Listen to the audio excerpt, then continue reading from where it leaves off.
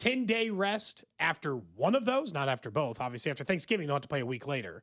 Then they'll get a 10-day rest before the rest of that brutal schedule. So they'll get a mini bye, Gold, late in the season, but not a full bye as you would expect or hope, I guess, based on the way that that calendar lays out. So it's tough, but at the same time, I'll say, like, the early part of the schedule certainly sets up some possible success. Depends on how you look at it. Maybe they can front run a little, get to 7-3 or something, right? And that's not out of the question. Well, I think if you look at the first five, so Denver, Colts, Dolphins, Raiders, and then the bye week, you feel like going into the bye week, this is a team that needs to be like 3-1, based off of what 12 through 17 is going to be. But it's a soft middle, though. I mean, from week 1 to week 11, it's pretty favorable. Yeah, I mean, of course it is. I mean, in fairness, the first 4 weeks are they are, based on strength of schedule on Vegas win totals, the thing we talked about yesterday, the easiest in the NFL. Straight up easiest. Like, doesn't get any easier. So, number one, now that 12 through 17 is the hardest in 30 years, I think, in NFL scheduling, based on Vegas win totals. So it probably just depends on how you're looking at it. I did want the easier part of the schedule to be early, because I do think they'll be finding themselves on offense and finding themselves on defense. Rookies. So from that perspective, it's not every part of the Chiefs' schedule is bad. The early part, the schedule being a little easier early, that's fine. The opponents they've got during that stretch, even the home road split early is not so bad. But that is the point I think Sam McDowell had pointed out first, which was weeks 3 through 14 or 4 through 14, they played 3 home games in 12 weeks. Now, one of those includes a bye, so 11 games, but 12 weeks. That's all just because there's the bye and they open up. They're one of 2 teams that, or not 2, I think it's like 4 teams that have 2 straight home games to start the year.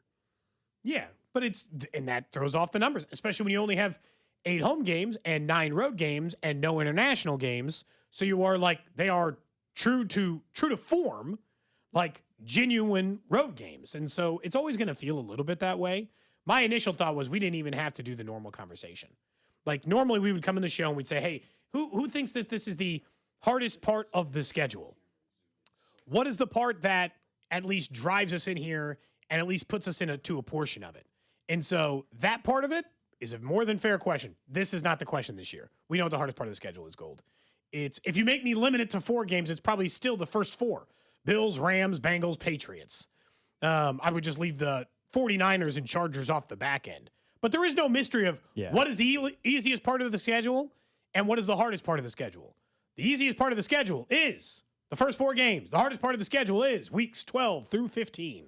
Like, it's not even a mystery, I would say, based on that. I guess the question is, do you think because of his injury, is it a net positive or a net negative, the schedule? The order of games in which they're playing them? Yeah, I think overall it's still a positive because your hope is that, one, the schedule just sorts itself out. It never goes the way we all think it's going to go. As I said, there will be one of these teams, Buffalo, Rams, Cincy, New England, San Francisco, whoever, that are not going to be as good as we all think. Somebody, I don't know who. And then there's injuries. So I don't want to predict the quarterback to get hurt, but there's one of those quarterbacks suddenly hurt, and that game looks completely different. And so that's one part of it.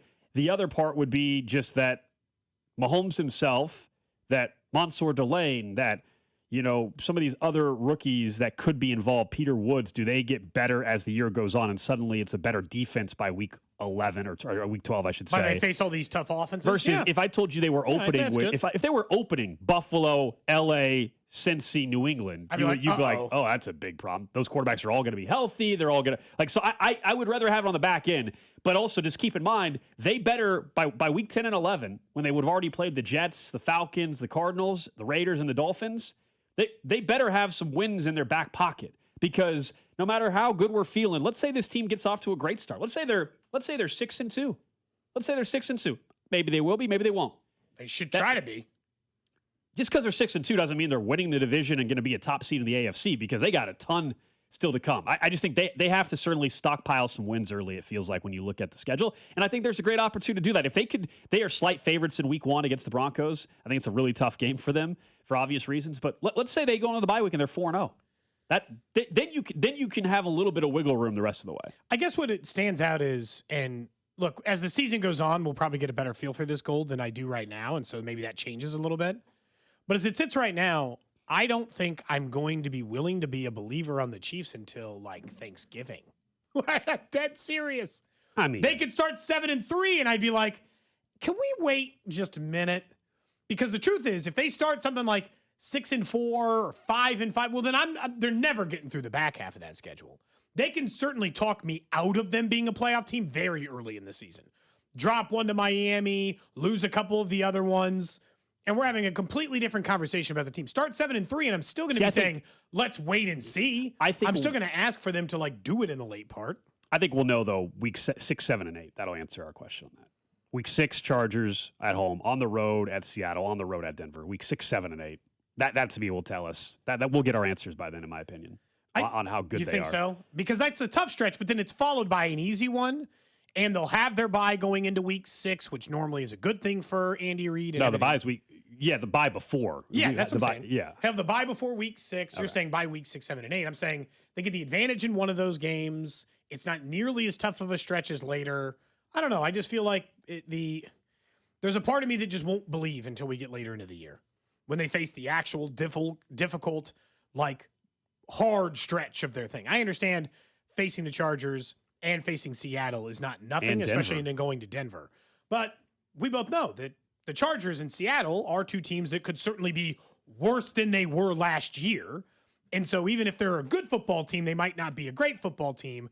Versus I know a couple of stretches during that 12 through 4. One of those teams is going to be great. One of those teams is going to be the best in the NFC. One of those teams is going to be one of the best in the AFC. It's not like a mystery we get there. I'm not saying that stretch is nothing, and it could tell us something. But I'm not, if they go 1-2 in that stretch, but are 7-3 through 10, I won't be burying them or saying it, but I'll be going in pretty cautiously starting in week 12. I mean, we don't have the lines for every single game yet, but they're going to be. Isn't that weird? It is weird, but right now, I mean, without looking, because we don't have it for every game, we know they're 2.5-point favorites against the Broncos at home. They're going to be favorites against the Colts at home. Yep. They're going to be favorites on the road at Miami. They're going to be favorites on the road at Denver. They're going to maybe be a pick-em unless they're disastrous early. That probably a favorite at home against the Chargers. They're going to be a dog, my guess is, on the road at Seattle.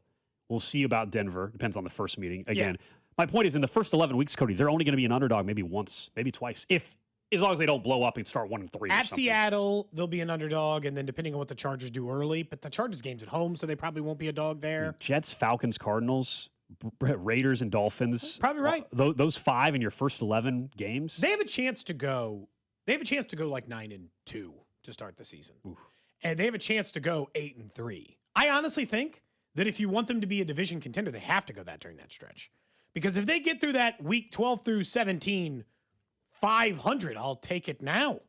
If you could promise me 500 for that stretch of 6 games, I'd sign up immediately.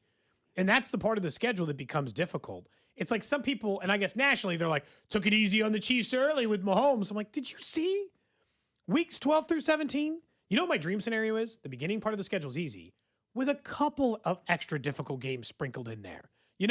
Maybe week 3 is a little harder, or one of the Cardinals and Jets games are spread out into the later part. I'd like a little more balance in the difficulty of the schedule. I mean, no.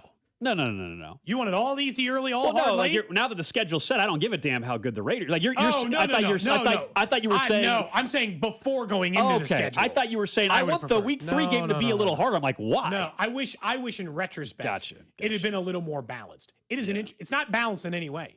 Week 5 bye, so they got to play the rest of the season. Yeah. They're all over on the primetime games. They play back-to-back Thursday games. Their schedule makes no sense. For a Chiefs schedule, even, it's weird. Back-to-back Thursday night games, Thanksgiving and the week after, 3 straight noon games. That's not common for the Chiefs. Bunch of home games early and then a stretch of time, and essentially where they just play away from Arrowhead forever. Their schedule's weird. It doesn't have any kind of rhythm to it. Now, maybe not any worse than last year, maybe, and it's also top or back heavy, right? So you got a problem at least on that end. They also don't face a single team that's coming off a bye week, which is nice. So we talk about the net rest stuff. Is good. That's going to be good. They're one of 10 plus teams that don't have a team they're facing off a bye. I will say that's good, and because everybody gets screwed in the schedule a little bit. That's why I try not to make it seem like the NFL's out to get the Chiefs. I don't genuinely believe that. I just think the schedule sometimes works in a way that doesn't benefit you. And this year, I would say it's more a net negative the way they lined up the opponents than a net positive. But I don't want to pretend like they got hosed, because that's not the case. The worst thing they got was the early bye. and the stretch of 6 games in a row that doesn't look easy. But there are plenty of positives, like we said on the early part of the schedule. Like I saw Cincinnati's got to play a game after they don't even get a bye week after an international game, which I guess I thought was penciled in as like a lock, and I guess is not. I learned later that's not the case. It is just one of those things they try to do but don't promise. They got the same bye week as the Chiefs, I think. They're week 5 or 6 too. Yeah, it's the week after. So everybody's kind of stuck in a weird spot sometimes schedule-wise, but at least we know. We know the order. We'll kind of speculate based off of that later on in the show of how many wins we'd lock in, but at least we got a system.